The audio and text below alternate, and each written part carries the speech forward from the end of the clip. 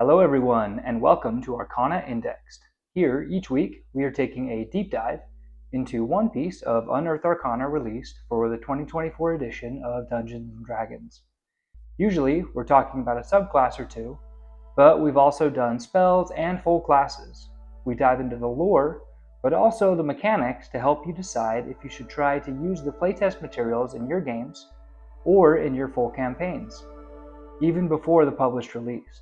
We look at the strengths, weaknesses, the usability, and playability. Today, we are still working on finishing up the subclasses released in the Unearthed Arcana 2025 Subclasses Updated Playtest Document. We're diving headfirst into the Warrior of Intoxication monk.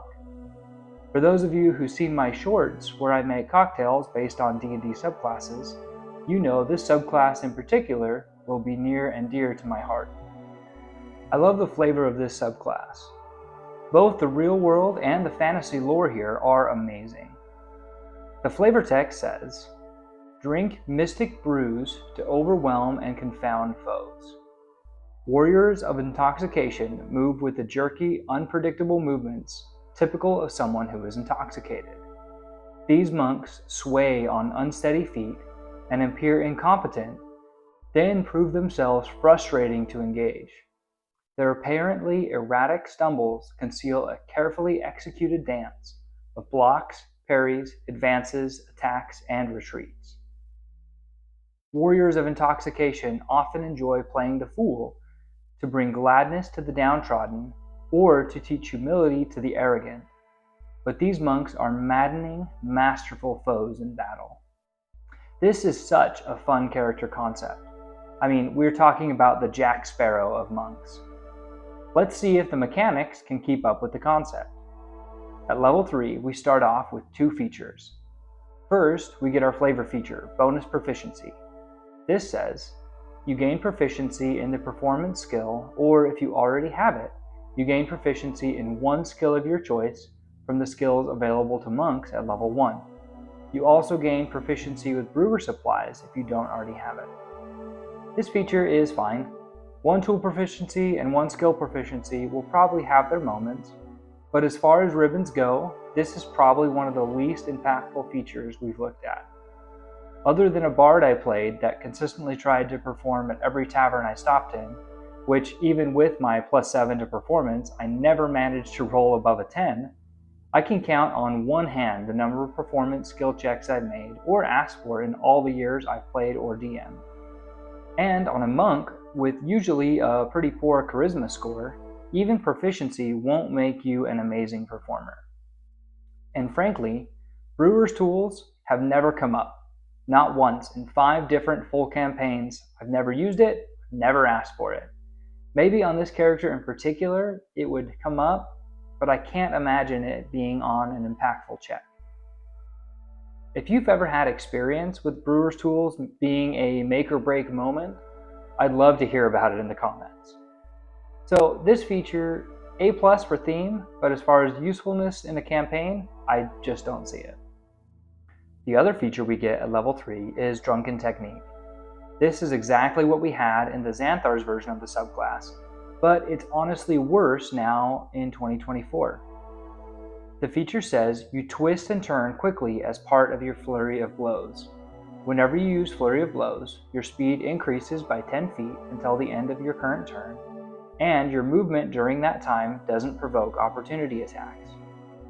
With the improvements to Step of the Wind and Patient Defense, you can now disengage for free, so gaining the ability to do it while using Flurry of Blows is good, but if you compare it to the Shadow Monk, who can cast the Darkness spell that they can see in, and move it without an action or bonus action, since opportunity attacks require sight, this kind of gives you this benefit while also giving you advantage on all your attacks.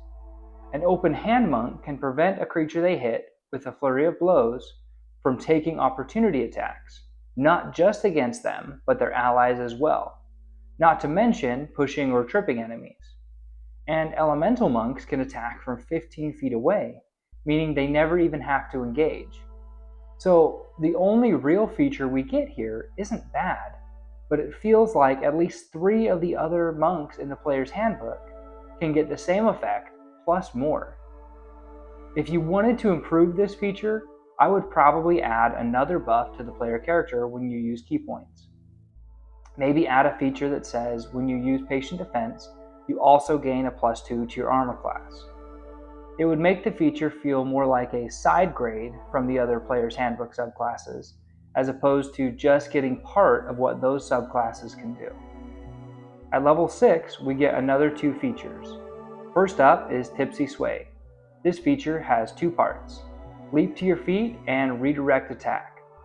These say, leap to your feet. When you have the prone condition, you can stand up by spending 5 feet of movement rather than half of your speed. And Redirect Attack. When a creature misses you with a melee attack roll, you can spend 1 focus point as a reaction to cause that attack to hit one creature of your choice other than the attacker that you can see within 5 feet of yourself. Leap to your feet is fine. As someone whose first long-term character was a monk, losing half of your movement speed to stand up from prone hurts a lot worse when your movement speed is 50 feet than when your speed is 30 feet. Hopefully, you aren't getting knocked prone all that often. When this comes up, you will be glad you have it. The Redirect Attack feature is probably okay as well. With the way the new monk class feature Deflect Attack works, I don't feel like monks need additional reaction abilities. I think Deflect Attacks will take up most of your reactions. I honestly don't think I'd really ever use Redirect Attacks. When this subclass was originally released in Xanthar's Guide to Everything, that's all we got at this level, and that always felt kind of bad. But now, we also get what might be the real defining subclass feature, Mystic Brew. This is a huge feature, so we're going to break it up a little bit. It says, when you finish a short or long rest while holding brewer supplies, you can use that tool to magically produce 1 magical beverage chosen from the following options: Cinnamon Dragon, Heavenly Spirit, or Refreshing Dip. The beverage appears in a bottle or cask, and the bottle vanishes when the beverage is drunk or poured out. If any beverage remains when you finish a short or long rest, the beverage and its container vanish. Drinking a magical beverage. Only you can gain the benefit from drinking the beverage. You must drink at least 1 pint of the beverage before gaining its benefit. You can spend 1 minute drinking a pint of the beverage. You then gain the benefits of the beverage for 1 hour as described below. Enhancing a magical beverage. When you create a magical beverage, you can expend 1 focus point. When you do so, the benefit's duration extends to 8 hours. This is a really cool feature. I've seen some debate online about whether it actually fits in the subclass's niche, but I like to see them trying new types of features rather than just reflavoring the same feature over and over again. Missy step. Not to say there aren't problems with this feature. First and foremost, they need to gamify it a little bit more. They talk about creating a cask, but then say you have to drink a pint of it to use the effect. How many pints are in a cask? Since some of you have seen my drink videos, you have seen that I'm a little bit of a mixologist, not to be confused with a bartender. I could never do what they do, but it's an area of interest to me. A cask, depending on what you're doing with it, can have anywhere from 8 to 250 gallons. Now, I'm absolutely not suggesting that a monk could be carrying around a 250-gallon cask. But even 8 gallons is a whole lot of pints. The completionist in me has to say that there are 8 pints to a gallon, and so 64 pints to one of the smallest casks. So, what does all that mean for your game? Honestly, however you want to rule this at your table would be fine. If a player came to me with this feature, I'd probably just say you have unlimited uses of this feature. You can't change the effect you are using between short rests. You have to take a minute to set it up unless you enhance it with a focus point. Then it's probably just good to go for the rest of the adventuring day. But let's take a look at the options. Cinnamon Dragon. You can take a magic action to exhale toxic flames in a 30-foot cone. Each creature makes a dexterity saving throw, DC 8 plus your wisdom modifier and proficiency bonus. On a failed save, a creature takes fire damage equal to 4 rolls of your martial arts die and has the poison condition until the end of its next turn. On a successful save, a creature takes half as much damage only. Heavenly Spirit. You gain resistance to psychic and radiant damage. Refreshing Dip. Whenever you regain hit points, you regain additional hit points equal to a roll of your martial arts die. The last two are the easiest to cover. For Refreshing Dip, if in your party you are taking a lot of damage and getting healed consistently, this will be amazing. You will use this all the time. If not, I probably wouldn't bother with it. Heavenly Spirit will be really good if you are fighting Celestials or Mind Flayers. It's not really that restrictive, but you get the idea.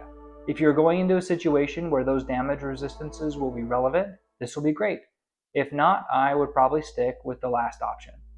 Cinnamon Dragon is probably going to be the default option for most players in most campaigns. It's important to note that it does take your full action to do 4d8 damage in an AoE at this level, and inflict the poison condition. Now, you all know how I usually feel about the poison condition. If not, I go in depth about it in my video on the Defiled Sorcerer there, somewhere. But this case is a little bit different. Yes, it's still very common to be resistant or immune to the poison condition.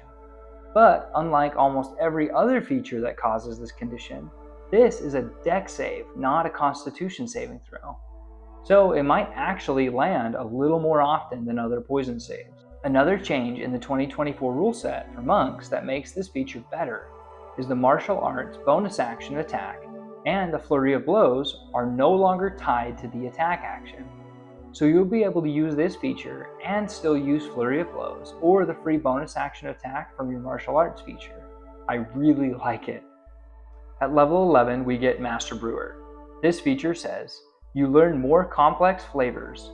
The following beverages are added to your Mystic Brew options. Blue Lightning. Whenever you take a reaction that isn't making an attack of opportunity or casting a spell, you can make one unarmed strike as part of that reaction. Drunkard's Luck. You gain Heroic Inspiration if you don't already have it. In addition, you could give yourself Heroic Inspiration when you roll initiative without it.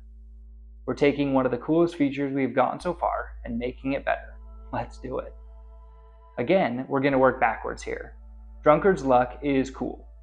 Free Heroic Inspiration is great, unless your DM is already handing it out like candy, or if you're a human who gets free inspiration every day, or if you have someone with a musician origin feat in your party and you all get it for free after every short rest. But I like that it's an option, so if you don't have these things, it's available. Blue Lightning though, this is an interesting feature. As a monk, and this monk in particular, you will be using your reaction almost every single round. If you get hit with an attack, you'll be using Deflect Attack, or a little bit later, Deflect Energy to reduce the incoming damage. If they don't hit, you can use Redirect Attack from your 6th level feature. This would probably become my default pick unless I was expecting to fight large groups of enemies and needed some decent AoE stuff available. I love this type of game design. If you are giving me choices in features and allowing me to change them frequently, give me one or two that are always solid, then make the rest of the options incredible in fairly niche situations. This way, we always feel like we have a feature, but when the special situations come up, we feel amazing about our subclass. Our capstone feature here is Intoxicated Frenzy. This says, you make an overwhelming number of attacks against a group of enemies. When you use Flurry of Blows, you can make up to 3 additional unarmed strikes with it, up to a total of 6 unarmed strikes, provided that each strike targets a different creature this turn. This feature is almost identical to how it was written in Xanthar's Guide to Everything, and I cannot begin to describe how much I hate it. For a feature that looks so amazingly cool, it literally just never comes up. For a character that is designed from level 3 as a skirmisher, you will never be surrounded by 6 enemies. I can't actually say never, because I'm sure it has happened once and it was totally epic. But for 99% of characters, this has never and will never come up. My thoughts, if you're gonna make a bad feature, don't dress it up as a super cool feature. Sorry, let me climb off my soapbox again. To fix this feature, I would just change it to say, you make an overwhelming number of attacks. When you use Flurry of Blows, you can make 1 additional unarmed strike, up to a total of 4 unarmed strikes. Now, as opposed to the open hand monk who can do massive damage once per turn, this monk can consistently deal more damage from unarmed strikes than any other monk. It doesn't have to be complicated, just a strict boost to what you've been doing since level 3. In total now, this would mean that this monk would probably be making 7 unarmed attacks per round, 4 from Flurry of Blows, 2 from your action, and 1 as a reaction from the Blue Lightning Mystic Brew. Overall, from a game design perspective, I think this may have been their way of playtesting 2 subclasses at once. The Brewer, aka the one that makes potions and causes effects, and the old way of the Drunken Master. But honestly, I think they may have stumbled onto something really cool here. The Drunken Master that makes a ton of attacks and has some cool defensive features, as well as having a surprising amount of versatility. Not to mention, I think I might want to do a short series of cocktails. I really want to create or reflavor existing cocktails to fit the theme for each of the Mystic Brews in this subclass. If you want to see those, make sure to subscribe to the channel.